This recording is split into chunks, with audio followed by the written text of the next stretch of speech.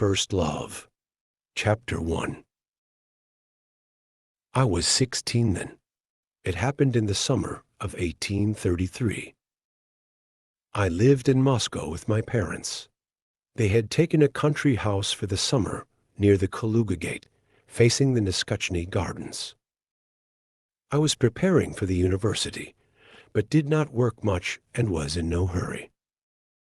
No one interfered with my freedom. I did what I liked, especially after parting with my last tutor. A Frenchman who had never been able to get used to the idea that he had fallen, like a commune bomb into Russia, and would lie sluggishly in bed with an expression of exasperation on his face for days together. My father treated me with careless kindness.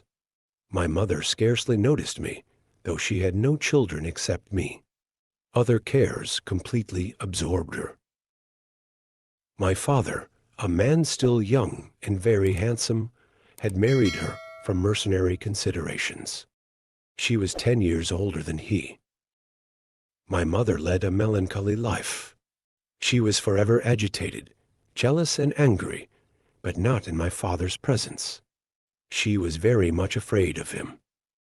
And he was severe, cold, and distant in his behavior. I have never seen a man more elaborately serene, self-confident, and commanding.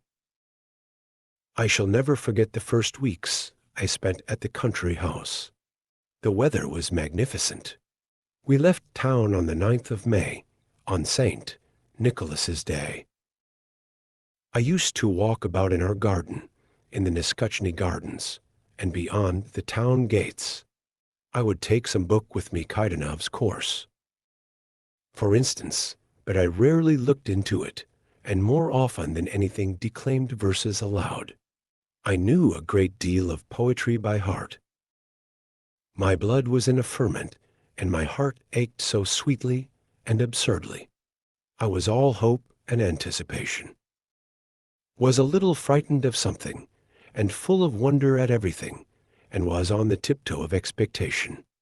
My imagination played continually, fluttering rapidly about the same fancies. Like Mardens about a bell tower at dawn, I dreamed, was sad, even wept, but through the tears and through the sadness. Inspired by a musical verse, or the beauty of evening, shot up like grass in spring, the delicious sense of youth and effervescent life. I had a horse to ride. I used to saddle it myself, and set off alone for long rides, break into a rapid gallop, and fancy myself a knight at a tournament. How gaily the wind whistled in my ears! Or turning my face towards the sky, I would absorb its shining radiance and blue into my soul that opened wide to welcome it. I remember that at that time the image of woman, the vision of love, scarcely ever arose in definite shape in my brain. But in all I thought, in all I felt, lay hidden a half-conscious, shamefaced presentiment of something new, unutterably sweet, feminine. This presentiment, this expectation, permeated my whole being. I breathed in it.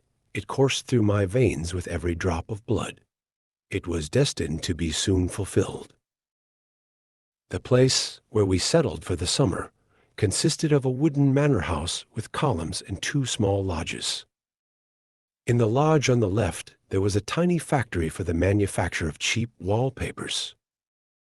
I had more than once strolled that way to look at about a dozen thin and disheveled boys with greasy smocks and worn faces, who were perpetually jumping on 2 wooden levers.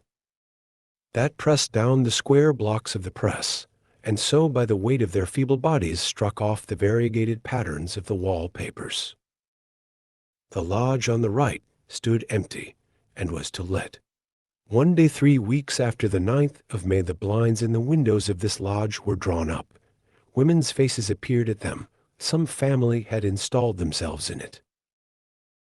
I remember the same day at dinner, my mother inquired of the butler who are our new neighbors, and hearing the name of the Princess Ossikin, first observed with some respect, "Ah, a princess," and then added, "A poor one, I suppose?"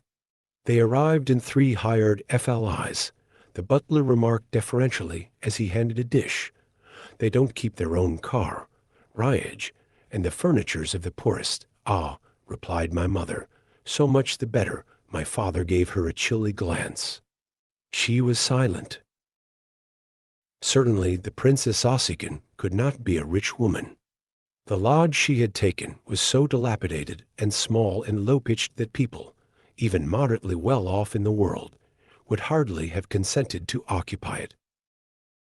At the time, however, all this went in at one ear and out at the other. The princely title had very little effect on me. I had just been reading Schiller's Robbers.